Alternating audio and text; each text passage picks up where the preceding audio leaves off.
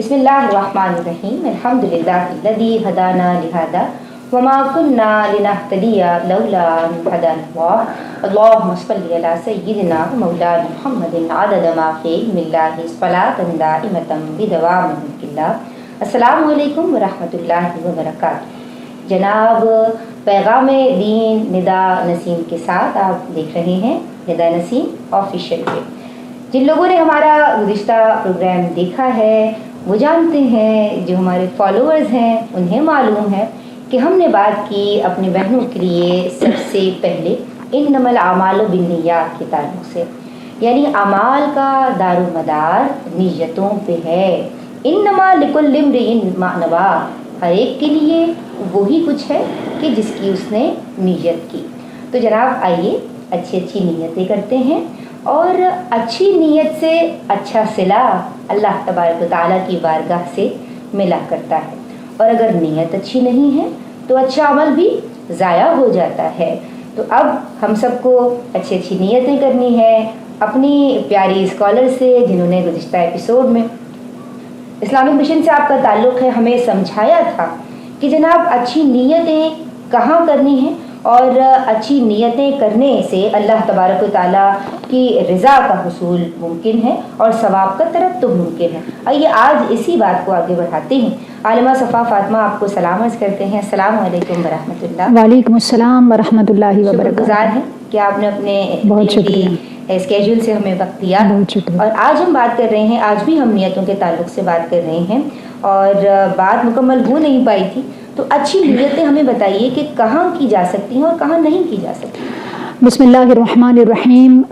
گزشتہ پروگرام میں بھی اس کے حوالے سے گفتگو ہوئی کہ نیت اصلاً دل کے ارادے کو کہتے ہیں، اور یہ گویا اللہ رب العزت سے ایک کانٹریکٹ ہے ہمارا، ایک عہد ہے، اور یقیناً اس عہد کو پاکیزہ ہونا چاہیے، کیونکہ یہ کسی عام انسان سے نہیں ہے، ہمارے رب سے ایک عہد ہے، ایک وعدہ ہے، ایک ارادہ ہے، تو اس کو یقیناً پاکیزہ ہونا چاہیے۔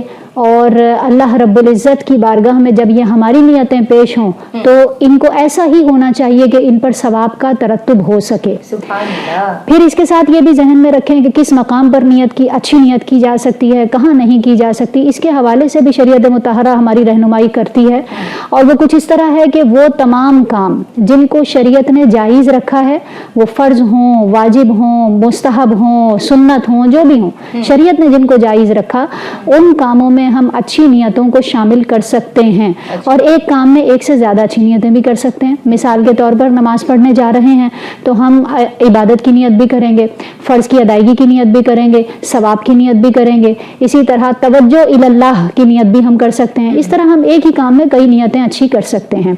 لیکن وہ کام جن کو شریعت نے منع کیا ہے، جن کو ممنوع قرار دیا ہے، وہ چاہے حرام ہوں یا مکروہ ہوں، ان کا ارتکاب کرتے ہوئے اچھی نیتیں نہیں کی جا سکتی، کیونکہ اچھی نیت کرنا اصل میں ایک ارادہ ہے، اور یہ ثواب حاصل کرنے کا ارادہ ہے، لہٰذا یہ صرف اور صرف جائز کام میں ہی ممکن ہے۔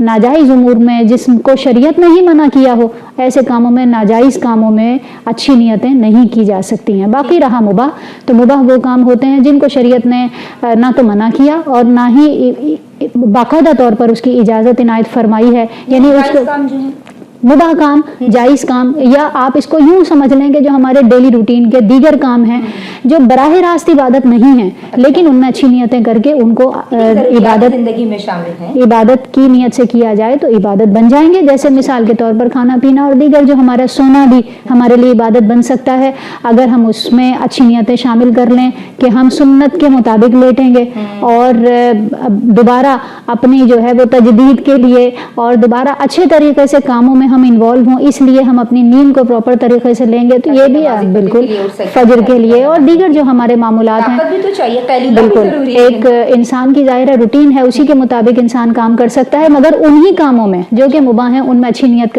کر کے ان کو اچھا بنایا جا سکتا ہے اور ثواب کا ذریعہ بنایا جا سکتا ہے۔ اچھا جناب، ایک اور پہلو یہ کہ اگر ایک ناجائز کام ہو رہا ہے اچھی نیت کے ساتھ، ایک چور جاگ رہا ہے، ایک سیکیورٹی گارڈ جاگ رہا ہے، اس کی جو نیت ہے وہ لوگوں کی حفاظت ہے، اور جو اس کی نیت ہے وہ یہ ہے کہ کسی کے گھر میں ڈاکہ ڈالنا ہے یا کسی کے گھر سے کچھ چرا لینا ہے، تو جناب ایک کو تو ثواب مل رہا ہے، دوسرے کو ثواب کا ترتب بالکل نہیں ہو رہا. تو اچھی نیتیں کہاں کرنی چاہیے آپ نے سمجھایا، لیکن اگر سورس آف انکم کسی کی ناجائز ہے، اگر کوئی حرام نعوذ باللہ کما رہا ہے، تو اس کے لیے حکم شرعی کیا؟ بالکل اس بات کو پیش نظر رکھیے کہ نبی کریم علیہ الصلوۃ والسلام نے ارشاد فرمایا ان اللہ طیب، اللہ رب العزت پاک ہے، لا یقبل الا طیبا، وہ صرف پاکیزہ چیزوں کو ہی قبول فرماتا ہے. اس کا مطلب یہ ہوا کہ ہم غلط کام کر کے اس میں اچھی نیت کریں کہ ہم اس کمائی کو کسی اچھی جگہ صرف کریں گے، یہ بالکل لا یعنی سی بات ہے. اللہ رب العزت کی بارگاہ میں وہی مال مقبول ہوگا جو جائز ذرائع سے کمایا گیا ہو. اسی لیے احادیث میں بعض اوقات ہمیں اس طرح مضمون بھی ملتا ہے کہ ایک شخص جس کے جو غبار آلود ہے اور پراگندہ حال ہے، اللہ کی بارگاہ میں اپنے ہاتھوں کو اٹھاتا ہے، یا ربی پکارتا ہے، مگر اللہ رب العزت اس کی دعاؤں کو قبول اس لیے نہیں فرماتا کہ اس کا کھانا حرام، اس کا پینا حرام، اس نے جو لباس پہنا وہ حرام کمائی کا ہے، حرام ذریعے سے چونکہ تمام چیزوں کو حاصل کیا، اللہ رب العزت کی بارگاہ میں اس کی دعائیں قبول نہیں ہوتی. کیسے ممکن ہے کہ ایک ناجائز ذریعے سے آپ کچھ کمائیں اور اس کو جائز جگہ خرچ کرنے کی یا ثواب کی نیت سے خرچ کرنے کا ارادہ کریں؟ تو یہ قابل قبول نہیں ہے. ٹھیک ہے جناب. اچھا ہوتا یہ ہے کہ آج کل سوشل میڈیا کا دور ہے، یہ سوال میں نے باقاعدہ لکھا بھی ہے اور آپ سے اس حوالے سے اپنے ڈسکشن بھی کیا کہ سوشل میڈیا کا دور ہے اور کوئی دینی پوسٹ ہم تک پہنچ گئی اگر، اللہ اکبر، تو بہنیں بس لگ جاتی ہیں اس کو آگے فارورڈ کرنے لگ جاتی ہیں. اچھا ہمیں ریفرنس نہیں پتا، اٹ ڈزنٹ میٹر، ہمیں اس کو آگے فارورڈ کرنا ہے. یہ ایک الگ ڈبیٹ ہے، ہم اس پہ بعد میں بات کریں گے.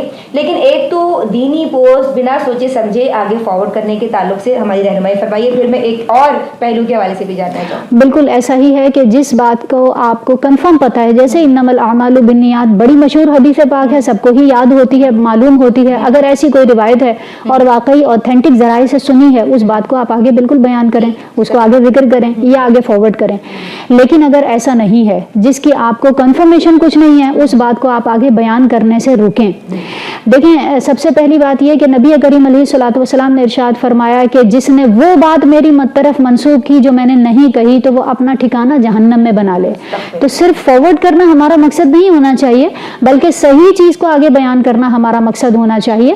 اور اگر صحیح ذرائع سے کوئی چیز حاصل کی ہے اس کو ضرور آگے بیان کیا جائے. مگر اسی مقام پر ایک اور بات بھی عرض کروں گی. بالکل بعض اوقات ایسا بھی ہوتا ہے جو پوسٹ آتی ہیں ان پر ریفرنس حدیثوں کے موجود ہوتے ہیں، لیکن جب ان کو چیک کیا جاتا ہے وہ کتابوں میں اس مقام پر موجود ہی نہیں ہوتے. تو اس لیے ہمیں احتیاط کرنی ہے. اور اس کے ساتھ یہ بھی ذہن میں رکھیں کہ صرف آگے فارورڈ کرنا، دین کا پیغام آگے پہنچانا ہماری ذمہ داری صرف یہی نہیں ہے. اس کے ساتھ ایک اور بھی ذمہ داری تھی جس کو ہم نے فراموش کر دیا، اور وہ ہے عمل کرنا. آج ہمیں معاشرے میں عمل کرتا ہوا کوئی نظر نہیں آتا، لیکن فارورڈ کرتے ہوئے ہم یہ بھی نہیں سوچتے کہ ہمارے کتنے گھنٹے اس میں صرف ہو گئے. اچھی چیزیں کلیکٹ کر رہے ہیں، آگے دے رہے ہیں. قدغن لگا دیتے ہیں کہ اگر نہیں کیا 25 لوگوں کو فارورڈ تو ایک جس نے نہیں کیا اس کے ساتھ نعوذ باللہ ایسا ہو گیا، اس کے گھر جل گئے یا اس کے ساتھ کچھ آگے کی خبر اللہ رب العزت بہتر جاننے والا ہے. اور اس طرح کی کنڈیشنز لگانا یہ طریقہ بالکل بھی درست نہیں ہے، اور ہم کسی کو مجبور نہیں کر سکتے. کوئی اچھی بات آگے بیان کرنا چاہتا ہے، اچھی بات ہے، لیکن یہ ہے کہ اس طرح کی کنڈیشنز لگانا یہ خود خلاف شرع عمل ہے. اس سے بچنا. پکچرز میں یہ دیکھا جائے، جی بالکل بیک گراؤنڈ پر جو پکچر ہوتی ہے، ہم اچھی نیت سے حدیث کو فارورڈ کر رہے ہیں، لیکن اس کے ساتھ جو پکچر بنی ہوئی ہے اس کا بھی خلاف شرع، ضروری ہے کہ وہ خلاف شرع نہ ہو.